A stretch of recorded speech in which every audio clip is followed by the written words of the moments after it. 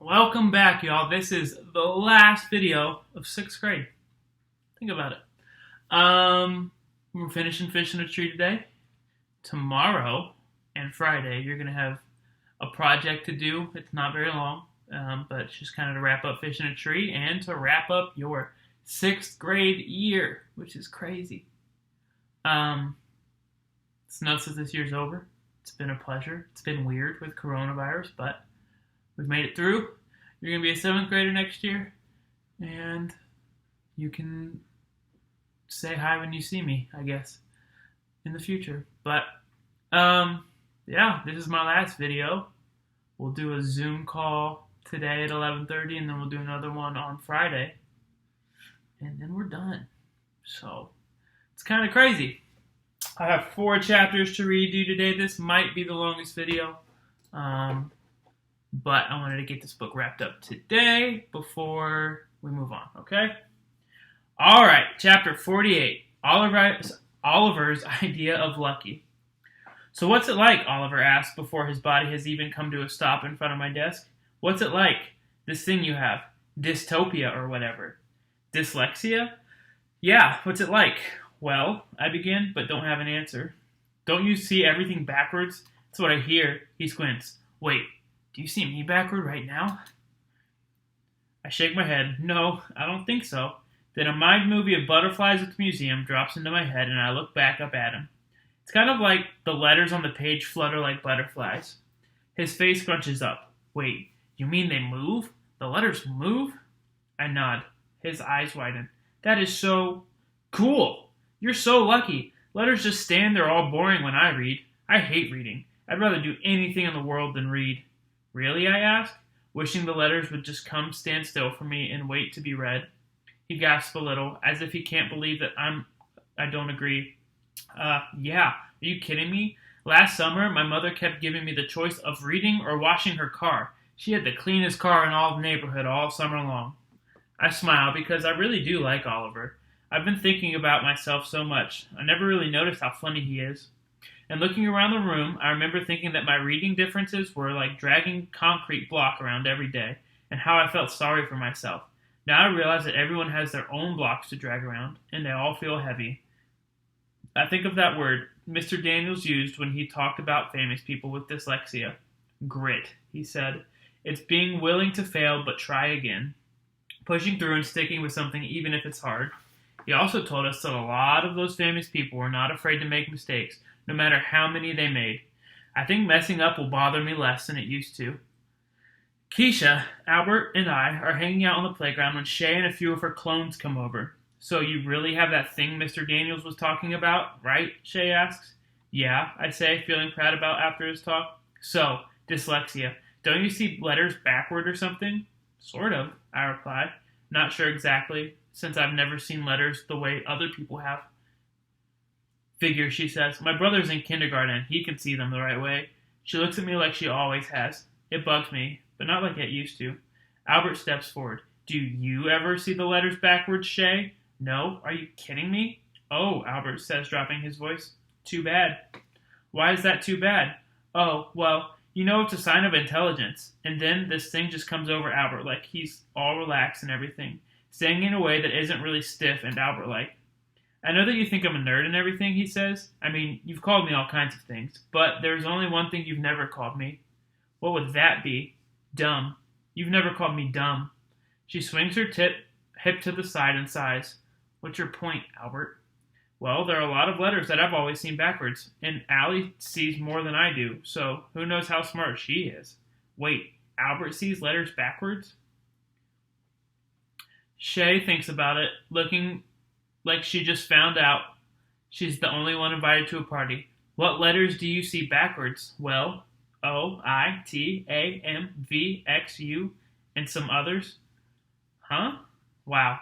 Shay, at a loss for words. I never thought I'd see that. Come on, she finally says. I have better things to do. I'm going to the bathroom, Jessica says. I'll be there in a second.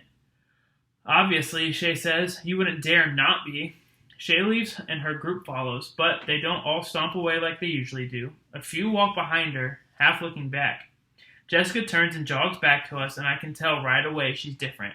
Hey, I think it's cool, the dyslexia, and you really are a good artist, she says, and then she turns to walk away again, then stops, turns back, and I'm really sorry, Allie, for everything, she says before turning to run this time. My mom was right. I'm sorry are powerful words. So, Mr. Science, Keisha says, turning toward Albert, did the world just fall off its axis or what? Did I just see what I think I did? We all watched Jessica run up the hill. Well, he says, there is an explanation. Allie is a catalyst. Not sure what that means, but from Albert it must be good. All of a sudden, Keisha starts cracking up, bending over with her hands resting on her knees, stumbling around like she's going to fall over. God, Albert, I can't believe you did that with the letters, and I can't believe she fell for it. Albert cracks a smile. Keisha puts her arm around my shoulder. Albert, here just gave Shay a whole bunch of letters that are in the same forward and backwards.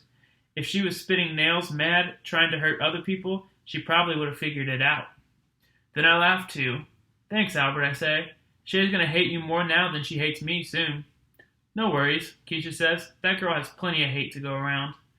And I realize that it is easier now that Shay and everyone else know why I have so much trouble.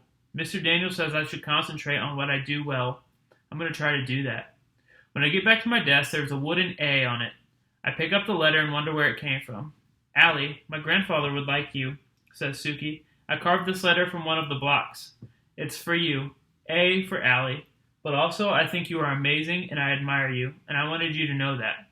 I swallow the lump in my throat. Thanks a lot, Suki.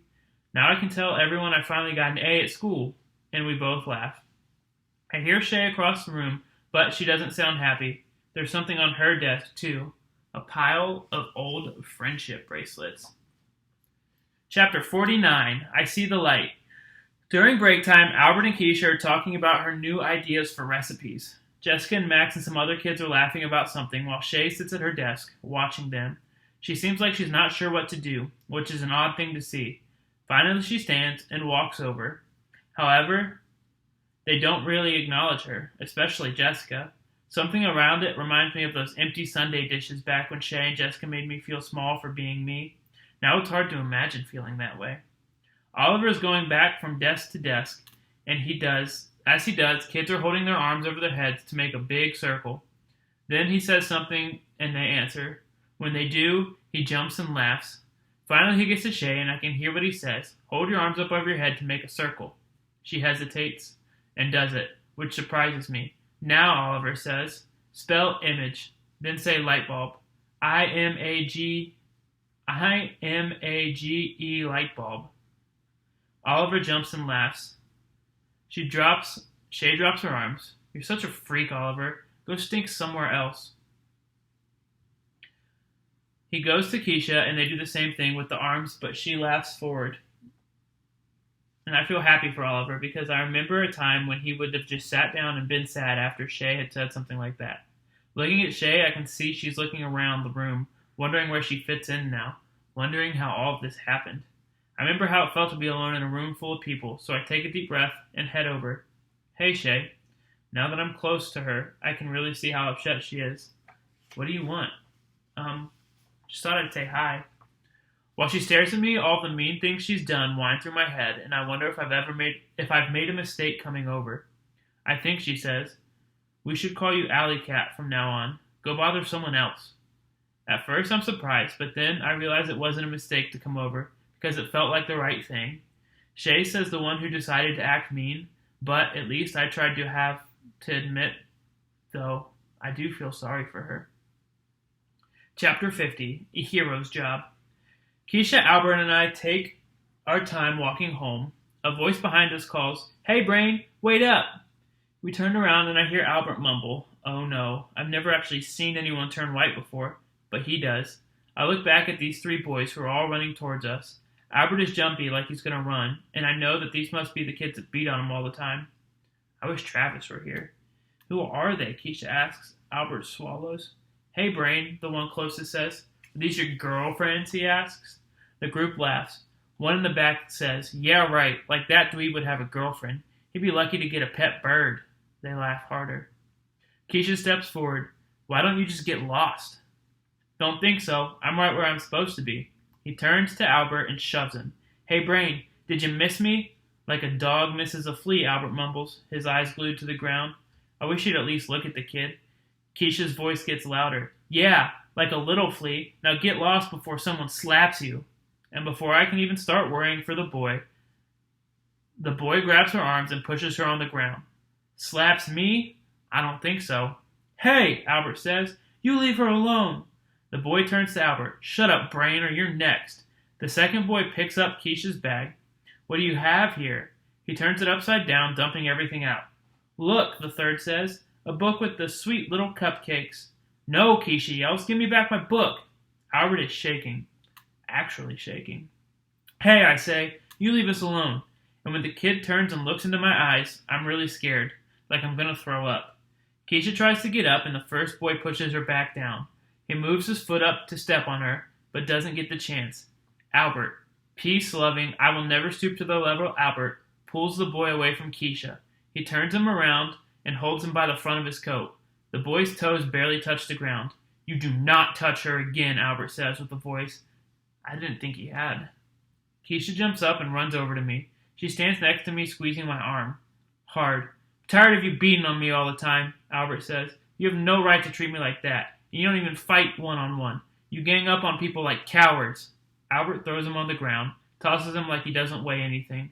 The other two boys charge, but Albert grabs one and throws him on top of the first kid. Boy 3 runs. First boy stands up. You want to fight, Brain? I'll fight you. He charges Albert and hits Albert in the stomach. I've never seen Albert mad before. He hits the kid one time and the kid goes down. Though, through his moans, he tells his friend to get up and fight, to get Albert for him. The second boy sits up like he's thinking about it. Albert's feet are far apart and he leans forward. Do you really think you want to do that? The boy shakes his head. Albert takes a step towards both boys on the ground. Don't you ever touch my friends again. Ever. Or you'll answer to me. Keisha and I gather her stuff and put it back in her bag. Come on, Albert says, looking at us before turning to walk away. We follow him. I'm surprised that Keisha is quiet for as long as she is. I feel like I'm going to cry. Thinking how Albert has come to school every day with those bruises for all this time. We always asked him what it would take for him to fight back. Turns out, it was protecting us. Albert, Keisha says, that was amazing, and you can fight. I can't take credit for strong arms.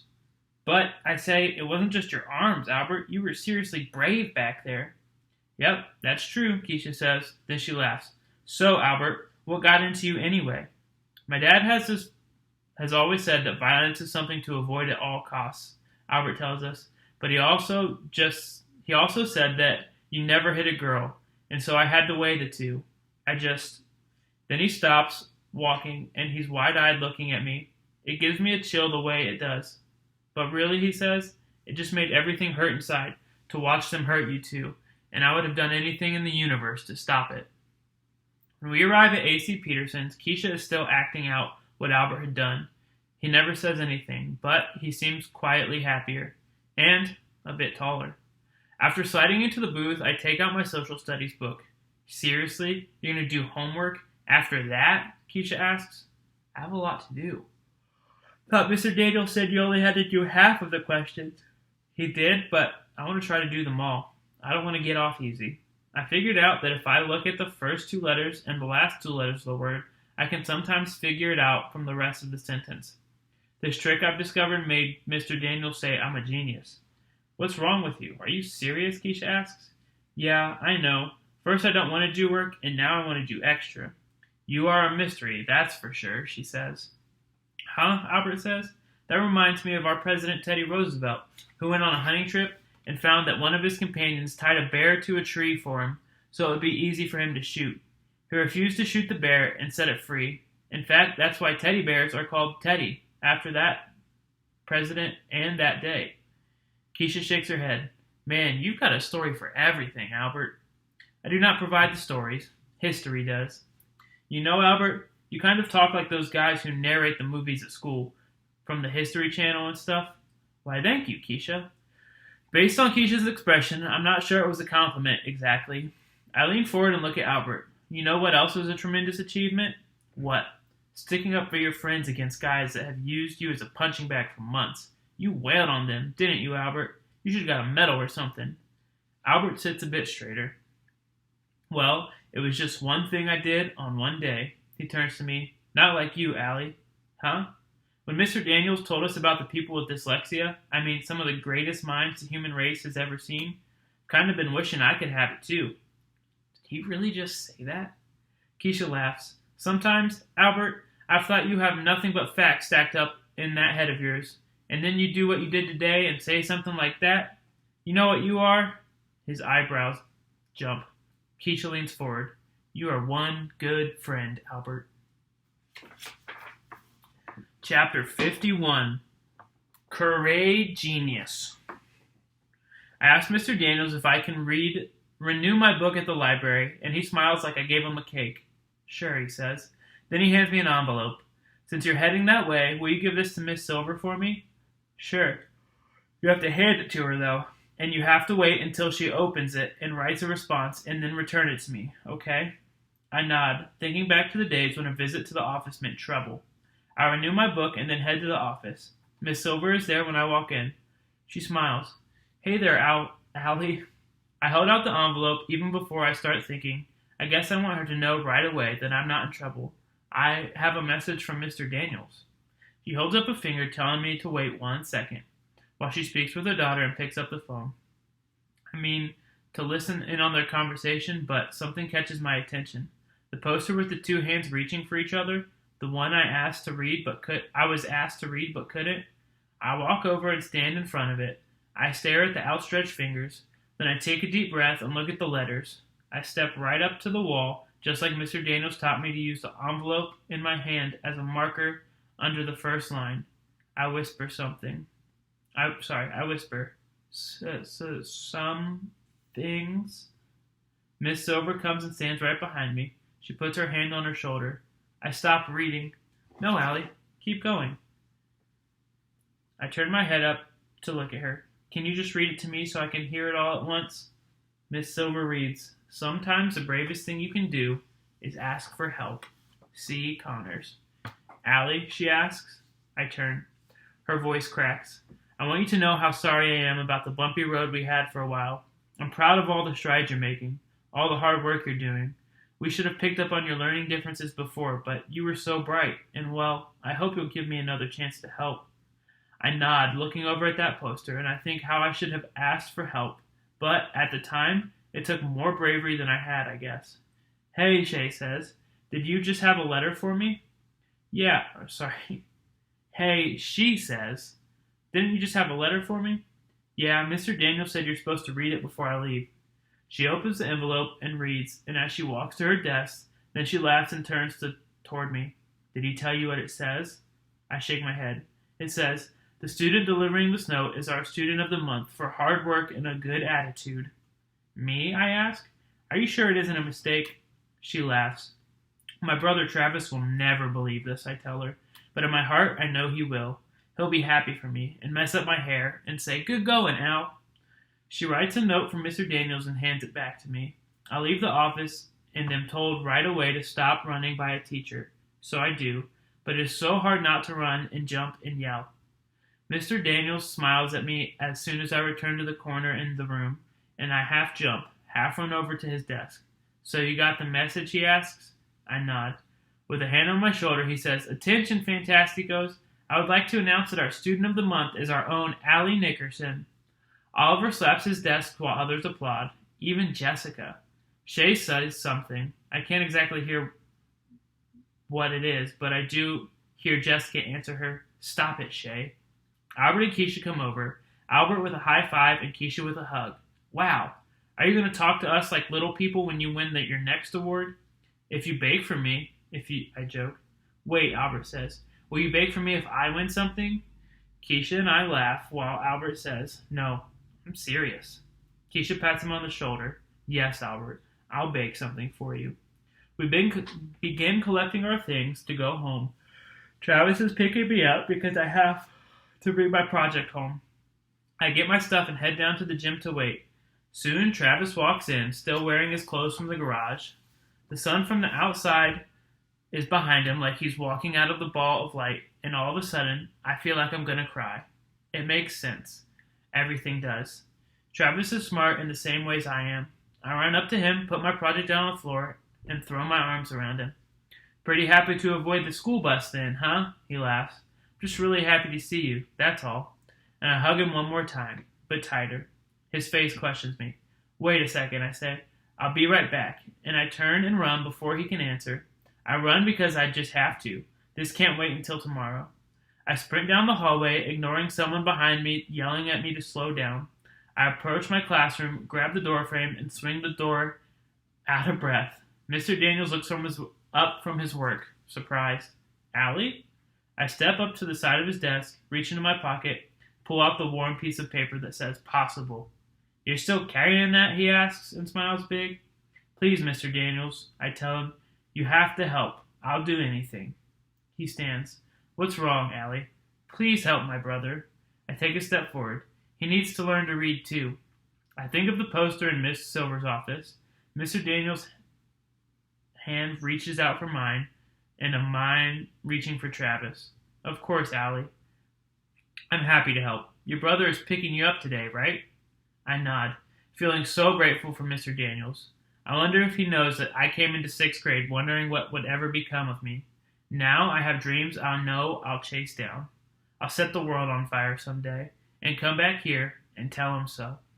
Okay, he says, you go ahead. I'll be down in a minute to talk with him about what we can do. I run from the room, but slow down, thinking, aware of every step. Eventually, I'm back at the gym, back to my big brother, who has stood by me and helped me always, who's believed in me no matter what I said. Travis is standing there with his hands in his pockets, looking up at the light streaming through the windows across the top of the gym. I watch him for a while. Finally, he sees me and smiles. I hand him the tattered piece of paper that says possible. Here, this belongs to you for now. He looks confused. For me? Mr. Daniels isn't far behind. He shakes Travis's hand. Hello there, Travis. I've heard a lot about you. He looks down at me. Quite a little sister you have here. Travis does that half smile. Yeah, she is. So, Mr. Daniels says, apparently Allie thinks we should talk. Okay, he says, brushing his chin with his knuckles. Mr. Daniels explains to him what we do after school and invites him to join us. I look up. Travis swallows hard and nods. I knew Travis would be brave enough to say yes. A mind movie lights up in my head of our last name written in neon lights in the window of Travis's new place. And there's another mind movie of me being happy, reading and making my art, and finding a special alley-shaped place in the world. But these mind movies won't go into my sketchbook of impossible things because I know they will actually happen. I lean back against my brother and feel his hands on my shoulders. Their voices seem to fade as I look up at the light streaming through the windows. Things are going to be different. It's like the birds can swim and fish can fly. Impossible to possible. And that's the end, y'all. Answer the questions down below with 2 sentences. Okay? And see ya on the Zoom call. See ya.